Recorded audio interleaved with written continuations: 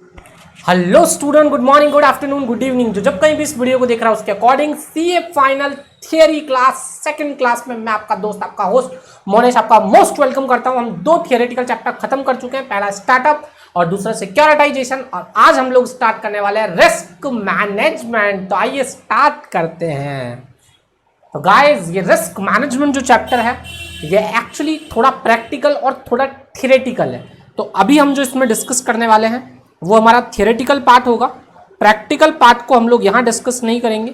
Practical के लिए मैंने बोला था derivative, foreign risk management, foreign currency risk management, उसके अलावा interest rate risk management and risk management. तो वो जो रिस्क मैनेजमेंट वाला प्रैक्टिकल पार्ट है हम वो वहाँ डिस्कस करेंगे इंटरेस्ट रेट रिस्क मैनेजमेंट और डेरिवेटिव के साथ। यहाँ हम थ्योरेटिकल पार्ट पे चर्चा करने वाले। थ्योरेटिकल पार्ट, तो थ्योरेटिकल पार्ट हमें बता रहा है रिस्क क्या होती है। एक्चुअली थ्योरेटिकल पार्ट हमें रिस्क के बारे में बता रहा है, मतलब इस रिस्क का मतलब क्या होता है और फिर रिस्क को मैनेज कैसे करना है। तो वैल्यू एट रिस्क होती है, उस वैल्यू एट रिस्क से थोड़ा पोर्टफोलियो के तरीके से मैनेज किया जाता है। वो हम प्रैक्टिकल में करेंगे जब हम derivative interest rate risk management पढ़ रहे होंगे। तो अभी हम वो नहीं पढ़ रहे हैं, इसलिए हम वो बात नहीं कर रहे हैं। अभी हम रिस्क की बात करेंगे, रिस्क। और तुम्हें पता है रिस्क है तो इश्क है, तो हम सब जानते हैं। पहली तरह की रिस्क दे रखी है स्ट्रैटेजिक रिस्क। देखो बेटा, स्ट्रैटेजिक रिस्क हो या कंप्लायंस रिस्क हो या कोई भी रिस्क हो, जहां रिस्क वर्ड होता है ना वहां ऐसा लगता है स्ट्रैटेजी फेल हो गई। स्ट्रैटेजी आपकी एक सिचुएशन में आके अगर फेल हो जाती है तो आपको जो रिस्क उठानी पड़ती है वो स्ट्रैटेजिक रिस्क होती है। आपकी स्ट्रैटेजी का मतलब आपने सोचा था हम ऐसा कर लेंगे, हम वैसा कर लेंगे, हम वैसा कर लेंगे, बट वो नहीं कर पाए, उसको बोलते हैं आपकी स्ट्रैटेजी का फेलियर हो जाना। आपने लॉन्ग टर्म के लिए एक स्ट्रैटेजी बनाई कि हम इसी तरीके से पढ़ाई करेंगे और आगे जाके पता पड़ा वो फेल हो गई। वो स्ट्रैटेजी दूसरे बंदे ने आपसे बेटर बना ली और वो आपसे भी आगे निकल गया, तो आपकी स्ट्रैटेजी फेल हो गई। तो आपकी स्ट्रैटेजी का फेल होना, आपके कंप्लायंस का फेल होना, आप कंप्लायंस कुछ और समझ रहे हैं और एक्चुअली कंप्लायंसेस कुछ और थे, तो वो कंप्लायंस फेल हो गए, तो उसको बोलेंगे फेलियर को रिस्क बोलते हैं हमेशा। तो स्ट्रेटजी का फेल होना रिस्क है। जैसे कि मान लो जियो और एयरटेल में कंपटीशन था, जियो और बहुत सारी कंपनीज में पहले टाइप ने, बहुत सारी कंपनीज में पहले कंपटीशन था, नॉट अ टाइप। जियो का अपना कॉम्पिटिटर था, बहुत सारे रिलायंस के कॉम्पिटिटर थे, बाद में रिलायंस ने जियो प्रोडक्ट इंट्रोड्यूस किया। तो मैं रिलायंस की बात कर रहा हूँ कि रिलायंस का कॉम्पिटिटर था आइडिया, रिलायंस का कॉम्पिटिटर था बीएसएनएल, एयरटेल। पर जैसे ही जियो इंट्रोड्यूस किया रिलायंस ने तो एयरटेल को तो फिर भी झटका कम लगा, पर जिनकी स्ट्रैटेजी जियो के मुकाबले बहुत खराब थी, जिनकी स्ट्रैटेजी पुराने जमाने से चली आ रही थी, जिन्होंने अपनी स्ट्रैटेजी में चेंजेस नहीं लेके आए, उन लोगों की स्ट्रैटेजी धराशायी हो गई और उनको स्ट्रैटेजिकल रिस्क का सामना करना पड़ा। वो बर्बाद हो गए इस स्ट्रैटेजिकल रिस्क की वजह से। समझने की कोशिश करो, स्ट्रैटेजिकल रिस्क की वजह से वो लोग बर्बाद हो गए। पर एयरटेल ने अपने स्ट्रेटजी को चेंज किया तो वो जियो से compete करने की कोशिश कर रहा है। अभी मैं नहीं कह रहा हूँ compete कर पा रहा है, उसने अपनी स्ट्रेटजी में बदलाव किया, स्ट्रेटेजिक रिस्क का सामना किया। मैं कह रहा हूँ स्ट्रेटजी में रिस्क आ सकती है, अब एक होगा तुम्हें तो फेल हो जाओगे या उसका सामना करोगे। तो स्ट्रेटजी रिस्क, स्ट्रेटजी का फेल हो जाना एक पॉइंट ऑफ टाइम पे आके उसको बोलते हैं स्ट्रेटेजिक रिस्क। वो स्ट्रेटेजिकल फेल आपको तो डुबा सकता है, आपको उठा सकता है। जैसे कि मान लो नोकिया एक समय में बहुत जबरदस्त चल रहा था, पर जैसे ही टेक्नोलॉजी चेंज हुई, नोकिया ने टेक्नोलॉजी चेंज नहीं की और स्ट्रेटेजी को चेंज नहीं किया, तो जैसे ही उसकी स्ट्रेटेजी चेंज नहीं हुई नोकिया आज फील्ड से बाहर हो गया। सैमसंग, ओप्पो, वीवो, पता नहीं कौन कौन से चल के आ गए। वैसे ही कोडेक नाम का एक कैमरा सुना होगा आपने, उस कैमरे की जो रील आती है ना, रील जिसको रील बोलते हैं ना यार, वो जो फ्रेम जिसको बोलते हैं, क्या नाम बोलते हैं उसको, एग्जैक्ट मीनिंग ऐसा लंबा सा नहीं था, खींचने वाला जिसको डालते थे कैमरा में उसके बाद फोटो क्लिक होती। तो वो जो रील थी वो बहुत महंगी थी, कैमरा सस्ता रील महंगी। अब जब डिजिटल कैमरा इंट्रोड्यूस हुआ विदाउट रील, तो कोडेक ने कहा हम इसको एक्सेप्ट नहीं करेंगे।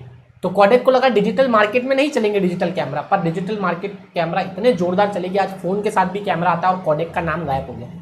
वैसे ही जीरोक्स कंपनी थी, जीरोक्स कंपनी जो फोटोकॉपी चलाती है, तो फोटोकॉपी वाली कंपनी ने जैसे ही डिजिटलाइजेशन हुआ तो फोटोकॉपी ने स्कैनर, लेजर प्रिंटर को अप्लाई कर दिया अपने साथ ही, तो आज जीरोक्स कमा पा रहा है। जीरोक्स ने अपनी स्ट्रेटजी सही टाइम पे चेंज कर दी। तो मैं वही बोल रहा हूँ, स्ट्रेटजी को चेंज करना, स्ट्रेटजी एक समय में स्ट्रेटजिक रिस्क की हो सकती है।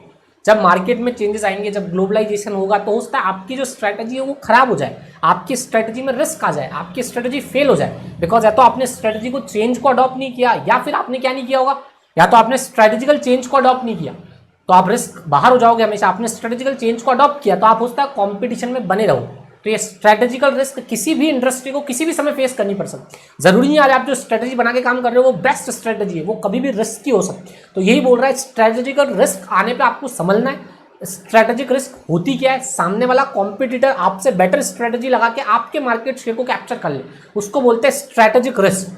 मतलब दूसरे की स्ट्रेटेजी आप पे भारी पड़े तो उसको बोलेंगे स्ट्रेटेजिक रिस्क। उसको हम या तो दो तरीके से संभाल सकते हैं, या तो हम उसको कॉम्पीट करेंगे या फिर हम उससे बर्बाद हो जाएंगे। अब हम समझेंगे अंदर क्या लिखा हुआ, पहले हम पूरी रिस्क को देख लेते हैं। एक होती है कंप्लायंस रिस्क।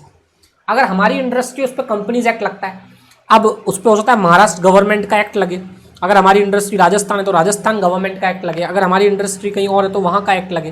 तो हमें हर एक्ट की नॉलेज होनी चाहिए। अगर हम राजस्थान चले गए और हमने महाराष्ट्र के अकॉर्डिंग ही व्यापार किया तो कंप्लायंस रिस्क आ जाएगी। मतलब हमने कंप्लायंस फ्रेमवर्क को फॉलो नहीं किया, कंप्लायंस का मतलब लॉ को फॉलो नहीं किया राजस्थान, तो राजस्थान गवर्नमेंट हम पे पेनल्टीज लगा सकता है। वैसे ही मान लीजिए कोई नया लॉ इंट्रोड्यूस हो जाए, हम जिस इंडस्ट्री में काम कर रहे हैं ना अभी, मान लीजिए मैं फटाके बनाता हूँ, फटाके मतलब समझ रहे हो बॉम्ब बनाता हूँ, बॉम्ब में भी डिफरेंट टाइप्स के बॉम्ब होते हैं, मैं वो बनाता हूँ, ठीक है ना। इस टाइप का मेरा बॉम्ब है, मैं बॉम्ब बनाता हूँ।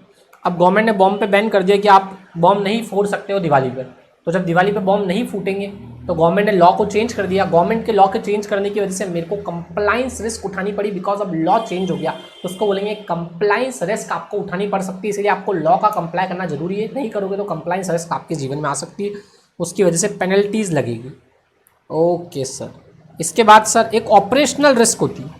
ऑपरेशनल रिस्क मतलब आपने जिन लोगों को माल बेचा है, ठीक है ना, वो लोग ऐसे लोग हैं जो आपको पेमेंट सही टाइम पे नहीं कर रहे हैं, या आपके सप्लायर है जिनसे आपने माल खरीदा है, उनको आपने एडवांस तो दे दिया है पर वो आपको माल डिलीवर नहीं कर रहे। इन दोनों ही तरह के रिस्क को ऑपरेशनल रिस्क बोलेंगे। साथ में एक और तरह के रिस्क ऑपरेशनल रिस्क हो सकती है। आपने जो अकाउंटेंट बिठा रखा है वो 10,000 की एक एंट्री को सिर्फ 1,000 रुपये की पास कर देता है, तो वो जो 9,000 रुपये कम एंट्री पास हुई उसका भी आपको ऑपरेशनल रिस्क के नाम से जाना जाएगा। वो रिस्क होती है ऑपरेशनल रिस्क। तो आपके बिजनेस में ऑपरेशनल रिस्क नहीं रहे, कंप्लायंस रिस्क नहीं रहे, इसलिए आप एक सीएस को इंट्रोड्यूस करो। ऑपरेशनल रिस्क नहीं रहे इसलिए आप अच्छे अकाउंटेंट को बिठाओ, अच्छा मैनेजमेंट देखो, सही सप्लायर से माल खरीदो, सही कस्टमर को माल दो। ये कुछ बातें होगी रिस्क से टेक ओवर होने की। फिर होगा फिनेंशियल रिस्क। फिनेंशियल रिस्क का मतलब होता है पैसे संबंधी रिस्क। पैसे की रिस्क के लिए कुछ पॉइंट्स दे रखे हैं। पहला होता है काउंटर पार्टी रिस्क। आपने जिस पार्टी को माल बेचा है वो पार्टी का इंसॉल्वेंट होना, अब वो पार्टी पेमेंट नहीं कर रही है तो उसको बोलते हैं काउंटर पार्टी रिस्क। इसके अलावा हो सकती है पॉलिटिकल रिस्क। मान लीजिए पॉलिटिकल पार्टी चेंज हो गई, पहले गवर्नमेंट थी बीजेपी की, अब गवर्नमेंट आ गई कांग्रेस की। कांग्रेस गवर्नमेंट आपकी इंडस्ट्री को कम सपोर्ट करती है तो आपको पॉलिटिकल रिस्क का सामना करना पड़ेगा। कांग्रेस गवर्नमेंट आपकी इंडस्ट्री पे प्राइस के रेगुलेशंस लगा देती है कि आपका माल इस कम प्राइस में, इतनी कम प्राइस में ही बेचना पड़ेगा। उसके अलावा आपके माल को रेस्ट्रिक्ट कर देती है कि आप इन जिलों में माल नहीं बेच सकते हो। तो इस टाइप की जो रिस्क होगी वो पॉलिटिकल रिस्क होगी, इसीलिए हर पॉलिटिकल पार्टी के साथ अच्छे संबंध बना के रखो। अंबानी जी यही करते हैं। तो counter party risk, political party risk के साथ फिनेंशियल रिस्क है, आपका फिनेंस पे झटका पड़ेगा, इससे आपके पैसे लगने लग जाएंगे। इंटरेस्ट रेट रिस्क, भाई आपने मार्केट से 10% पे लोन लिया और अब मार्केट में जो रेट हो गई वो 12% हो गई तो आपको फायदा हो गया। वैसे ही अगर आपने मार्केट में 10% पे लोन लिया और अब रेट 8% हो गई तो आपको लॉस हो गया, आपको इंटरेस्ट रेट रिस्क उठानी पड़ी। हाँ सर बात तो सही कह रहे हैं। वैसे ही करेंसी की रिस्क हो सकती है। अब सर करेंसी की रिस्क बोले तो अरे बच्चों करेंसी मतलब जैसे मान लो आपने फॉरेन करेंसी में कोई माल लेके आए हो, अब वो फॉरेन करेंसी का फ्लक्चुएशन हुआ और उसकी कीमत आज हाई हो गई। जो पहले 65 रुपये डॉलर था अब वो 65 की जगह हो गया 70 रुपये डॉलर, तो करेंसी हाई हो गई, आपको ज़्यादा पेमेंट करना पड़ेगा, इसको बोलेंगे करेंसी रिस्क। एक होता है लिक्विडिटी रिस्क। लिक्विडिटी रिस्क मतलब आपकी लायबिलिटी जो है वो एसेट से ज़्यादा हो गई, तब आप अपनी लायबिलिटी का पेमेंट नहीं कर पाओगे, तो इस तरह की रिस्क होती है लिक्विडिटी रिस्क। इसकी वजह से आपको लिक्विडेट भी होना पड़ सकता है। अब हमें जो आगे पॉइंट दिया हुआ जो हमें पढ़ना है वो है इवैल्यूएशन ऑफ फिनेंस रिस्क। मतलब फिनेंस रिस्क का किस पे क्या फर्क पड़ता है। फिनेंस रिस्क 5 टाइप की होती है, counter party risk, political party risk, interest rate risk, liquidity risk. ये सब कौन सी रिस्क होती है, ये रिस्क होती है फिनेंशियल रिस्क। फिनेंशियल रिस्क को कुछ पार्ट्स में डिवाइड किया गया, वो डिवाइडेशन टोटल 5 पार्ट्स में हो गया। उसके बाद बोल रहा है इवैल्यूएशन ऑफ फिनेंशियल रिस्क। ये फिनेंशियल रिस्क स्टेक होल्डर के पॉइंट ऑफ व्यू से क्या इंपैक्ट डालती है, कंपनी के पॉइंट ऑफ व्यू से क्या इंपैक्ट डालती है और गवर्नमेंट के पॉइंट ऑफ व्यू से क्या होती है।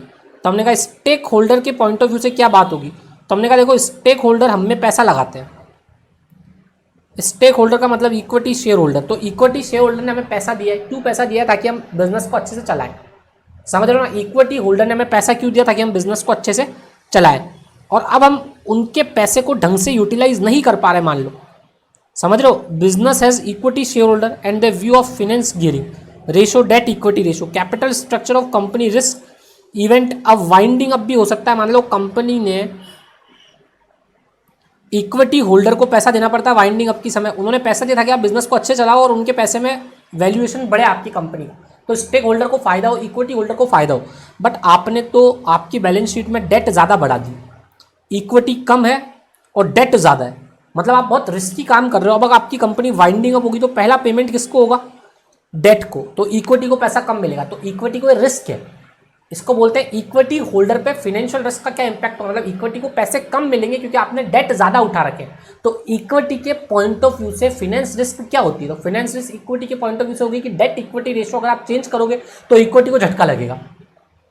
ऐसे ही मान लो कंपनी के पॉइंट ऑफ व्यू से क्या होगी फाइनेंस रिस्क, तो देखो मेरी बात सुनो, जैसे मान लो कंपनी है, ये कंपनी, इस कंपनी ने क्या किया है, कुछ लोगों से पैसे उधार लिए और कुछ लोगों को पैसे दिए, मतलब जहां से बोरो किया बहुत ज़्यादा बोरो कर लिया, और जिनको उधार दिए लैंड किया वो लोग अब पेमेंट कंपनी को नहीं कर रहे, तो कंपनी को लिक्विडेट हो जाना पड़ेगा। बिकॉज समझो कंपनी की भयानक स्थिति आ सकती है, जिनसे पैसा लिया ज़्यादा ले लिया और जिनको चुकाना है उनको चुका नहीं पा रहे, तो कंपनी के पॉइंट ऑफ व्यू से फाइनेंस रिस्क होगी कि ज़्यादा पैसा लेना, बोरो करना और फिर लैंड ऐसे लोगों को करना जो समझदार हो। अगर समझदार लोगों को लैंड नहीं किया, उन लोगों को लैंड कर दिया जहाँ से पैसा नहीं आने वाला है, तो कंपनी वाइंडिंग अप होने के चांसेस हो जाएंगे। उसको बोलेंगे कंपनी के पॉइंट ऑफ व्यू से फाइनेंशियल रिस्क कैसी हो सकती है, तो ये एग्जाम्पल दिया हुआ, यही हमें एग्जाम में लिख के आना है। इसके बाद गवर्नमेंट के एंगल से फाइनेंस रिस्क क्या हो सकती है, तो गवर्नमेंट बैंक्स, गवर्नमेंट का मतलब गवर्नमेंट बैंक, तो मान लीजिए गवर्नमेंट बैंक अगर लोगों से पैसा रिकवर नहीं कर पा रही है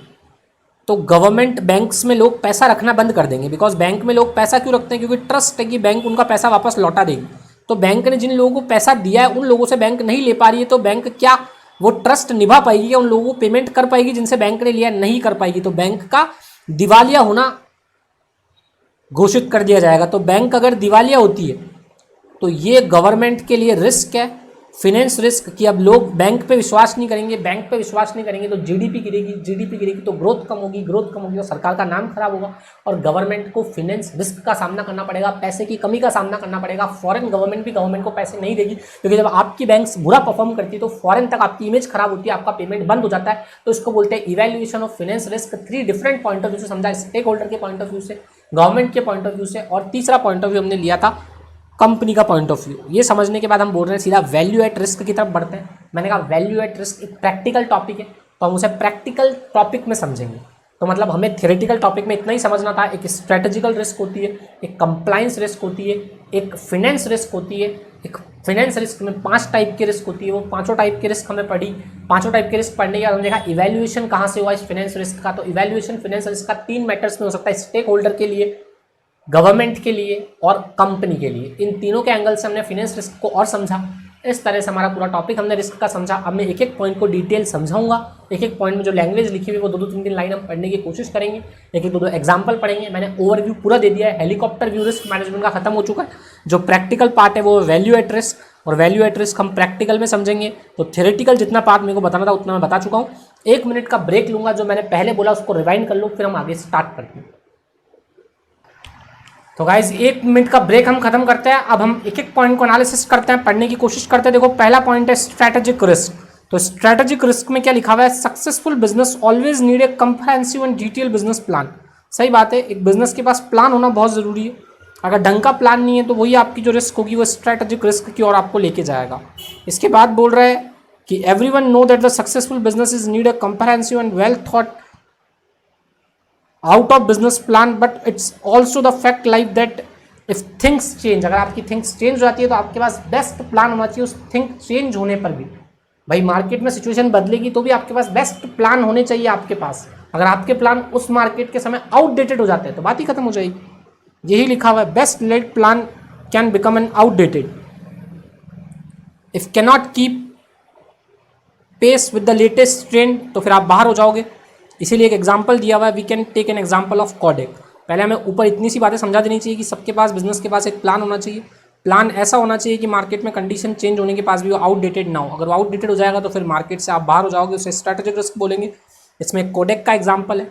साथ में एक जीरोक्स का एग्जाम्पल भी इन्होंने दिया हुआ है, मैंने दोनों ही एग्जाम्पल तुम्हें देके समझा दिए थे, सिर्फ एक बार रीड करना है। कंप्लायंस इज रिस्क का मतलब क्या होता है, तो every business need to comply rules and regulations. आपको पता है कंपनीज एक्ट में रोज चेंजेस होते हैं, सेबी गाइडलाइंस में रोज चेंजेस होते हैं, ढेरों तरह की एप्लीकेबिलिटी है लॉ एंड रेगुलेशंस की। Non compliance lead to the penalty and fine and imprisonment, या दोनों भी हो सकते हैं। इसके बाद बोल रहा है जैसे कि मान लो आप कोई ज्योग्राफिकल एरिया में बिजनेस कर रहे हो राजस्थान में, अब आप उस बिजनेस को महाराष्ट्र में सेटअप करना चाहते हो, तो महाराष्ट्र में उसके अलग लॉज होंगे, आपको वो भी फॉलो करने चाहिए, न्यू एरिया के लॉ, इंडस्ट्री एंड सेक्टर के जो वहाँ पर चल रहे हैं, अगर आप वो फॉलो नहीं करेंगे तो आप वहाँ पर जीवित नहीं रह पाएंगे, सर्वाइव नहीं कर पाएंगे। ऑपरेशनल रिस्क का मतलब मैंने बोला, ऑपरेशनल रिस्क लोगों की हो सकती है, एक तो लोग हमें पेमेंट ना कर रहे हो, सप्लायर, एक कस्टमर, सप्लायर एडवांस ले चुका है, माल नहीं दे रहा, कस्टमर माल ले चुके हैं, पैसे नहीं दे रहे, और साथ में हमारे अकाउंटेंट ने गलती कर दी हो, देखो वही लिखा हुआ है। This type of risk related to internal risk, इसमें फेलियर हो गया, for an example employ paying 1 lakh rupees from the accountant from the accounts and company instant 10,000। उसके बाद बोल रहा है this is a people process भी हो सकता है, जैसे कि मान लो लोग हमें पैसा नहीं दे रहे हो जिनसे हम मांगते हैं, या फिर जिनसे हम माल मांगते हैं वो माल नहीं दे रहे हो, उस टाइप के रिस्क को ऑपरेशनल रिस्क बोला हुआ। सिर्फ एक रीडिंग करनी। फाइनेंस रिस्क का मतलब क्या होता है, मैंने कहा रुपये पैसे की रिस्क, तो पैसे की रिस्क क्या होती है देख लो, ये बोल रहा है हो सकता है एक्सचेंज रेट की रिस्क हो जाए, इंटरेस्ट रेट की रिस्क हो जाए, क्रेडिट रेटिंग की रिस्क हो जाए, पॉलिटिकल रिस्क हो जाए, इन सबको फाइनेंस रिस्क बोलते हैं। मैंने कहा फाइनेंस रिस्क का पहला पार्ट होता है काउंटर पार्टी रिस्क, मतलब हमने जिनको माल दिया है वो लोग हमें पैसे नहीं दे रहे हैं, उसको बोलते हैं काउंटर पार्टी रिस्क। ये देख लो लिखा हुआ कि this risk obligation by the counter party which can be a failure deliver of the goods for the payment already made, हमने जिनको पेमेंट किया हुआ है वो हमें पैसा नहीं दे रहे हो, वही वाली बात आ गई सेम। भाई हमने पेमेंट किया, तुम हमें पैसा दे नहीं रहे हो, ऑपरेशनल रिस्क की मतलब तुम हमें गुड्स नहीं दे रहे हो, हमने पैसा दे दिया एडवांस में, या फिर तुमको हमने माल बेच दिया, तुम हमें पैसा नहीं दे रहे हो, तो उस तरह के रिस्क को काउंटर पार्टी रिस्क बोलते हैं। उसको ऑपरेशनल रिस्क भी बोल सकते हैं, और काउंटर पार्टी रिस्क मतलब फाइनेंस का भी एक पार्ट हो सकता है। तो ये काउंटर पार्टी रिस्क की बात हो गई। पॉलिटिकल रिस्क का मतलब गवर्नमेंट के चेंज होने की वजह से क्या कर सकती है, दूसरी गवर्नमेंट आएगी, तो हमने कहा दूसरी गवर्नमेंट आएगी तो हो सकता है हमारी गुड्स को कॉन्फिस्केट कर ले। कॉन्फिस्केट का मतलब होता है जब्त करना, डिस्ट्रक्शन करना, मतलब जला दे, खराब कर दे। इसके बाद बोल रहा है हम पे हो सकता है रेस्ट्रिक्शंस लगा दे, हमारी इंडस्ट्री की बोरोविंग पे कि आप इससे ज़्यादा बोरोविंग नहीं कर सकते हो। इनवैलिडेशन कर दे हमारे पेटेंट को, गुडविल को, जो हमने इतने सालों से पेटेंट का कॉपीराइट करवा रखा है कि हमारा ये पेटेंट 10 साल तक हम ही यूज़ करेंगे, बोला नहीं आज के बाद इस पेटेंट को यूज़ करने की लिमिट को 8 साल कर दे। प्राइस को कंट्रोल करे गवर्नमेंट, तो ये पॉलिटिकल रिस्क हो सकती है। जब भी पॉलिटिकल रिस्क आए तो हमें इसमें से 2 पॉइंट लिखने पड़ेंगे। पहला पॉइंट हम लिख सकते हैं रेस्ट्रिक्शन ऑन बोरोविंग, हम लिख सकते हैं कॉन्फिस्केट कर सकती है हमारी चीज़ों को, प्राइस को कंट्रोल कर सकती है, इनवैलिडेशन कर सकती है पेटेंट का। इंटरेस्ट रेट रिस्क का मतलब क्या होगा कि हमने जिस करेंसी में रिस्क लिया, आपकी asset, the risk occur due to change in the interest result the assets and liability, the risk is more important taking the banking companies. समझ रहे हो ना, मतलब हमने जिस रेट पे लोगों को लोन दे दिया है, अब मान लो मार्केट में वो रेट कम हो जाती है तो हमें तो नुकसान हो गया बैंक के तौर पे, और वैसे हम नॉर्मल ज़िंदगी में भी नुकसान हो सकता है अगर हमने एक इंटरेस्ट रेट ज़्यादा हो गई मान लो मार्केट में। तो ये बोल रहा है 2 तरह के लोन हो सकते हैं, एक होता है फिक्स्ड और एक होता है फ्लोटिंग। फिक्स्ड का मतलब आपको 10% की रेट से फिक्स इंटरेस्ट पे करना है, और फ्लोटिंग का मतलब मार्केट में चेंजेस से आपको वो चेंजेस के साथ इंटरेस्ट पे करना है। तो कभी कभी फिक्स अच्छा होता है, कभी कभी फ्लक्चुएट अच्छा होता है। समझ लो ना, जैसे कि फिक्स का मतलब है मार्केट में कोई भी रेट हो आपको तो 10 देना है। अब मार्केट में 12 हो गई तो भी आपको तो 10 ही देना है, मार्केट में 14 हो गई तो भी आपको 10 ही देना है, उसको बोलते हैं फिक्स। ये फिक्स कब बुरा हो जाता है, जब रेट कम हो जाए। पर फ्लक्चुएटिंग कब बेकार हो जाता है, जैसे मान लो फ्लक्चुएटिंग हमने 10 पे लोन लिया था, बाद में 12 हो गई, हमें 12 देना पड़ेगा, 14 हो गई 14 देना पड़ेगा, पर कम हो गई तो ये बेनिफिट में रह सकता है फ्लक्चुएट वाला लोन। तो डिपेंड करता है हमने कौन सा लोन लिया हुआ, तो हमें इंटरेस्ट रेट रिस्क की वजह से पैसे का नुकसान हो सकता है। साथ में करेंसी में वही बातें लिखी हुई है कि मान लो हमने फॉरेन में यूएस से कोई माल खरीद लिया है, अब यूएस से माल खरीदा और डॉलर की रेट बढ़ गई हो, हमारे जो कैश फ्लो जाने वाले हैं वो अब कम जाएंगे ज़्यादा जाएंगे, वो डिपेंड करता है करेंसी की रेट में क्या चेंजेस हुए। पहले करेंसी 65 थी, अब 66 हो गई, तो पहले हम 65 के तरीके से पे करने वाले थे, हमें 66 के तरीके से पे करना होगा, तो हमारी करेंसी की वजह से रिस्क आ गई। इसके बाद हमने बोला लिक्विडेशन के लिए कौन से रिस्क होगी, तो लिक्विडेशन के लिए वही तरीके रिस्क दे रखिए, देख लो। ब्रॉडली लिक्विडेशन का मतलब होता है हम अपनी लायबिलिटी को पे नहीं कर पा रहे हैं क्योंकि हमारी एसेट कम है, एसेट की कमी और लायबिलिटी का बढ़ना हमारी लिक्विडिटी रिस्क है, मतलब अब हमें दिवालिया होना पड़ेगा। उसी को दिवालिया कहते हैं, जो अपनी लायबिलिटी को पूरा नहीं कर पाता अपनी एसेट्स को बेच के, वो दिवालिया होता है। फिर इवैल्यूएशन पढ़ा, इवैल्यूएशन में हमने पढ़ा स्टेक होल्डर के लिए क्या बात होगी, तो हमने कहा स्टेक होल्डर अगर डेट इक्विटी रेशो बढ़ाते हो तो वाइंडिंग अप के समय स्टेक होल्डर को पेमेंट कम मिलेगा, ये उनके लिए रिस्क है। फिर हमने पढ़ा अगर कंपनी के पॉइंट ऑफ व्यू से हमें बात करनी तो मैंने बोला कंपनी ने बोरो कर रखा है एक्सक्लूसिवली, मतलब बहुत एक्सेसिव बोरो करा हुआ है किसी से, और जिनको लैंड किया हुआ है वो लोग डिफॉल्ट कर रहे हैं, तो कंपनी को लिक्विडेट होना पड़ सकता है। कंपनी ने एक्सेस बोरो किया हुआ है और कंपनी जिनको कंपनी ने लैंड किया हुआ है वो लोग अब डिफॉल्ट कर रहे हैं। वैसे ही गवर्नमेंट के पॉइंट ऑफ व्यू से बोल रहा है finance risk can be view A failure of bank, bank का फेल होना। इसमें एक लेमैन ब्रदर का केस दिया हुआ है, आप चाहो तो नेट पे सर्च कर सकते हो, उस केस की वैसे कोई इंपॉर्टेंस नहीं है, हमें सिर्फ इतना समझना है बैंकिंग फेलियर। हमारे लिए बैंकिंग फेलियर जो है वही हमारे लिए क्या है, गवर्नमेंट का फेलियर। हमने कहा फिर सोसाइटी एंड लार्ज में इससे नुकसान होगा और कैन बी एक्सटेंड, समझ लो ना, क्राइसिस आ जाएंगे हमारी दुनिया में, लोग हमसे फॉरेन में भी बात करना पसंद नहीं करेंगे। ये कुल मिला के total whole and soul chapter हुआ हमारा, जिसमें हमने इसका थ्योरेटिकल पार्ट पूरी तरह से समझ लिया, एक बार बुक से रीड कर लिया, बस इतना ही पार्ट है। एग्जाम में आने लायक यही पार्ट आ सकता है कि फाइनेंस रिस्क के टाइप बताओ, फाइनेंस रिस्क का इवैल्यूएशन बताओ, कंप्लाइंस रिस्क बताओ, पॉलिटिकल रिस्क बताओ, या फिर सभी रिस्क पे शॉर्ट नोट्स लिखिए रिस्क मैनेजमेंट पे, तो हम लिख देंगे। अब मैनेज कैसे होगा रिस्क, तो रिस्क मैनेज होगा वैल्यू एट रिस्क के तरीके से। मैंने कहा ये वैल्यू एट रिस्क डेरिवेटिव के साथ पढ़ेंगे, प्रैक्टिकल पोर्शन है, थ्योरेटिकल पोर्शन हमने कंप्लीट कर लिया। लास्ट 4th चैप्टर हम थ्योरेटिकल स्टार्ट करेंगे, वो है चैप्टर 1 ऑफ मॉड्यूल का चैप्टर 1 है। अब हम वो कंप्लीट करेंगे और फिर हमारे 16 मार्क्स की थ्योरी कंप्लीट हो जाएगी। कभी कभी उस 16 मार्क्स की थ्योरी में इस वैल्यू एट रिस्क को भी शामिल कर दिया जाता है। वैल्यू एट रिस्क का प्रैक्टिकल भी 16 मार्क्स में कभी कभी कवर होता है गाइस। तो अगर वैल्यू एट रिस्क का कोई प्रैक्टिकल सवाल आता है 4 नंबर का, तो उसे भी आप थ्योरेटिकल सवाल मानेंगे, वो हम वैल्यू एट रिस्क करेंगे तब आपको समझ में आ जाएगा। अभी हम first chapter of theoretical start करेंगे नेक्स्ट सेशन में। Thank you so much guys and have a nice day. हम नेक्स्ट क्लास यानी कि नेक्स्ट पार्ट ब्रेक के बाद जब मिलेंगे तो हम स्टार्ट करेंगे chapter 1 last theoretical chapter. Thank you guys, break के बाद मिलते हैं फर्स्ट चैप्टर को लेके। बाय।